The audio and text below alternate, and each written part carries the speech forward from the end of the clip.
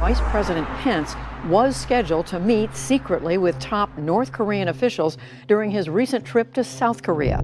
North Korean officials pulled out of the meeting at the last minute.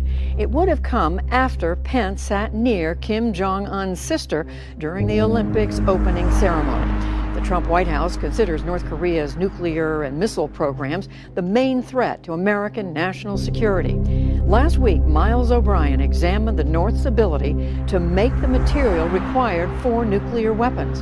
Tonight, Miles looks at what we know of the devices themselves and how analysts gauge North Korea's building progress. North Korea has tested nuclear weapons 6 times since 2006 at this mountainous site in Punggye-ri.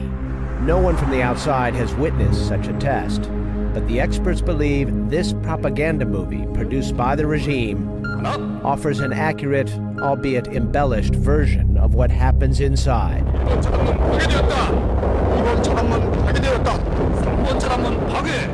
But how much is known about the design and size of this secret arsenal? This is actually a 3D model of North Korea's nuclear test site. Jeffrey Lewis is director of the East Asian Non-Proliferation Program at the Middlebury Institute of International Studies at Monterey. So these black spheres are actually the estimated size of the cavities from North Korea's nuclear explosions. He and his team used terrain data gathered by satellites to build a 3D computer model of the Punggye-ri test site. We estimated where the nuclear explosions had occurred. We were able to use satellite photographs to see where the tunnels went into the mountains. And when we finished that, one of the things we realized is that that site could accommodate a much larger nuclear explosion than we had seen in the past. It led him and his team to predict the North Koreans would soon test a bomb with a few hundred kiloton yield, much larger than their previous tests. The prediction came at the beginning of 2017. In September, seismometers detected an explosion about that big. Even when testing occurs underground, some gases can leak out. The United Nations, the U.S., South Korea, Japan, and China have surrounded the North with sensors that can detect radioactive isotopes, as well as so-called noble gases before they decay. The ratio of noble gases, xenon-131 and 133, can offer a clue about the design of a bomb. But the North Korean site does not seem to leak very much. The South Koreans detected a little bit of xenon-133, but not that much, and they didn't detect any other isotopes. Physicist and former arms control inspector David Albright is president of the Institute for Science and International Security. Not what you'd expect from a large yield weapon. So they're doing something, and it is an ideal test site location. The explosion is sealing the material inside. But the North Koreans do share some tidbits about what their weapons might look like, or so it seems. They've actually shown us, what are presumed to be photographs of their nuclear devices.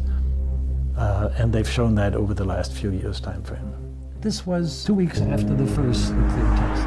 Nuclear physicist Sig Hecker is with the Center for International Security and Cooperation at Stanford University. He ran the Los Alamos National Laboratory from 1986 through 1997 and has visited North Korea 7 times. This was 2007 in one of their uranium processing laboratories. My colleague. He believes the first weapon they tested was akin to Fat Man, the bomb that the U.S. dropped on Nagasaki. In it, high explosives implode a plutonium core, causing an instant nuclear chain reaction, or explosion. North Korea's first test in 2006 was an apparent failure, but in 2009, test number 2 was a success. Since then, the yields have grown steadily larger, and that leads experts to believe the North Koreans have developed a so-called boosted fission bomb. A boosted bomb is one where you take highly enriched uranium or plutonium and you actually put the fusion fuel inside to sort of help light more of the plutonium or highly enriched uranium. Britain fires its first H-bomb. In 1957, Great Britain tested a one-stage boosted thermonuclear bomb. Its yield, 720 kilotons, or about 50 Hiroshima bombs. The trouble with them is as you increase the yield, it gets bigger and bigger in diameter, and it uses an incredible amount of weapon-grade uranium. And so all the countries are motivated to go to the two-stage weapon. This is a 3D model of North Korea's thermonuclear weapon. They released a series of pictures and we were able to assess its size. A two-stage, or hydrogen bomb, allows for a much larger yield in a smaller, lighter package. It begins with a plutonium, or highly enriched uranium explosion, stage 1. That creates enough energy to squeeze hydrogen and its isotopes, causing fusion, stage 2. The U.S. tested more than 100 hydrogen bombs in the Pacific. The largest was 15 megatons, or 15,000 kilotons, more than 1,000 Hiroshima bombs. After the last North Korean test, the regime released a picture of what looks like a two-stage device.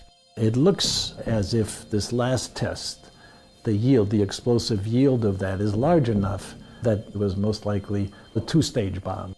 But are these weapons small, light, and robust enough to be efficiently delivered on a missile? The experts believe the North Koreans have designed their bombs with all of this in mind from the outset.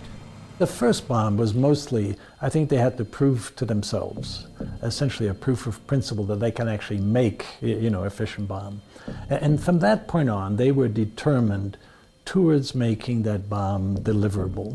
So they've had to spend time, I think, working on getting the yield up and not increasing the size too much. And I think that they've done. So it is likely the North Koreans have bombs small enough to be delivered on short-range missiles. But weapons that are mounted on medium-range or intercontinental ballistic missiles are a much bigger challenge. They have to be smaller, they have to be lighter, they have to be even more robust. And what about the missiles themselves? What can they deliver and where?